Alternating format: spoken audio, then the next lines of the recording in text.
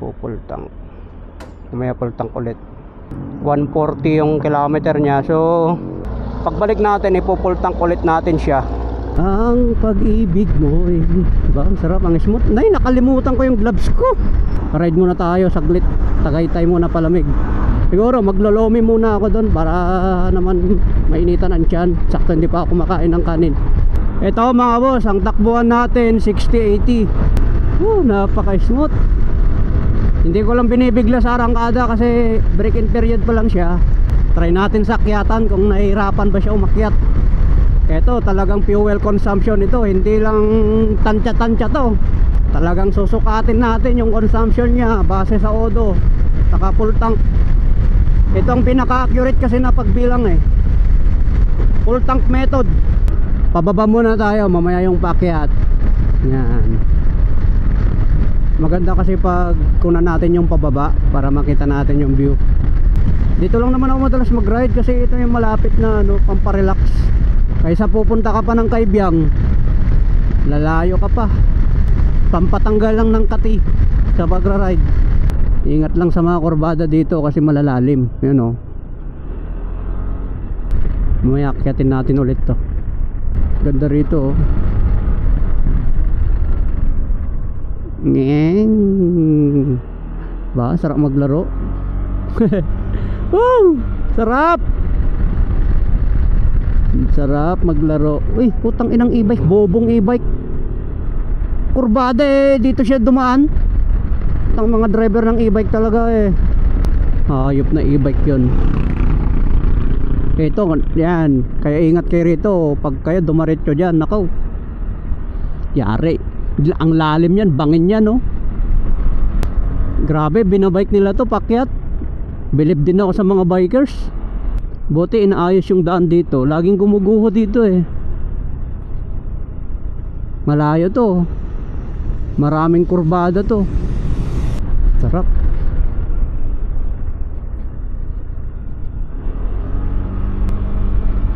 Diba? Grabe oh, bundok talaga oh. Yan mga boss, hanap muna tayo ng lumihan. Doon tayo sa tabing lawa. Kapag scooter dala mo kahit malayo yung biyahe, sarap eh, napaka-relax. Ayan na yung Bulkang Taal oh. Lapit ko na pala sa Bulkang Taal. Oh, para abot kamay ko na.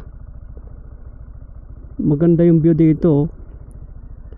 Picturean ko yung motor ko dito. Patras ako konti. Sayang wala isang camera ko. Yan, pabalagbag. Kahit abutan ako ng ulan, may kapote ako dyan. Wow, sarap!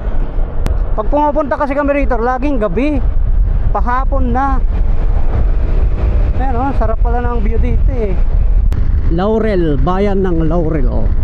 Dito tayo, yan. Dito tayo. Yan. Dito tayo guys.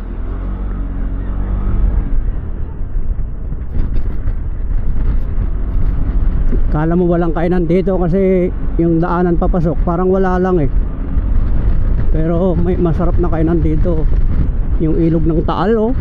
Diyan daw tinanim yung mga sabungero eh. Yan, diba? Yung entrance lang ang pangit pero pagdating dito sa loob oh, may bulabulaklak ba oh.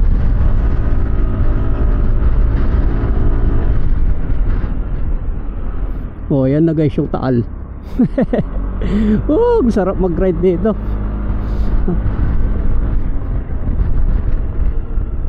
Oh, akala mo walang tinatagong kainan na masarap dito, pero dito ang masarap ang humihigop ng sabaw. Butin dito lumalaki. Ay, ang dumi na rin pala oh. Ito na yung kasama ng Taal Lake. Lomi lang? Ay, lomi po. Oo. Wala pong lomi, boss. Walang lomi? Opo. Ano meron? Mga inasal lang po. Walang lomi mga boss. Ano lang, ganito lang. Puro pagkain. Bale, pabalik na tayo. Doon tayo maglomi sa kabila. Wala ang lomi? Ah, lomi. Oh. Dito sa may bugaan. Let's go! Woo! Sarap mag-ride!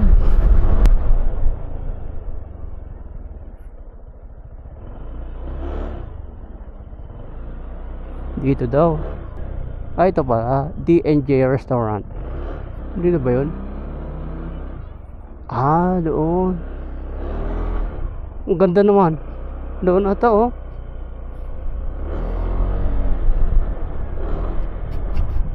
Social naman dito. Dito pala.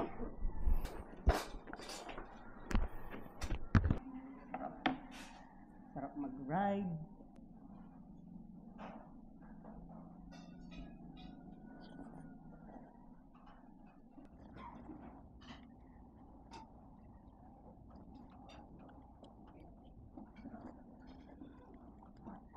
Grabe, sarap ng lomi mga boss. Alright. Pauwi na tayo mga boss. Yan, galing tayo dito sa D&J Restaurant. Lomi, sisig at iba pa. Okay. Kung gusto nyo mag-lomi, punta kayo dyan. Sarap. Paldong paldo. So, pabalik na tayo. Uwi na tayo. So guys, pakyat na tayo. Putik na yan. Parang hindi naman pala paakyat ang ano, pakiramdam. Oh, napakalakas. Yan oh, akyat to. Wala, basic.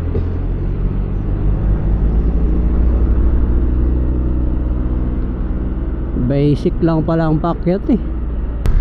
Basic lang ang paakyat mga idol. Parang wala lang yun. Malakas din.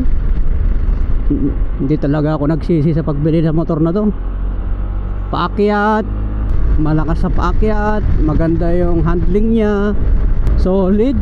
Mamaya malalaman natin ang fuel consumption niya mamaya. Lakas talaga din eh. Yan ang normal na takbuhan ko 80. Oh, pag nababad ko pa dyan sa ano yan, nag 90, 100 na siya. Wala tong mga sakyan na to. Parang nakaparada lang yung mga sakyan eh. Oh. Napaka-smooth.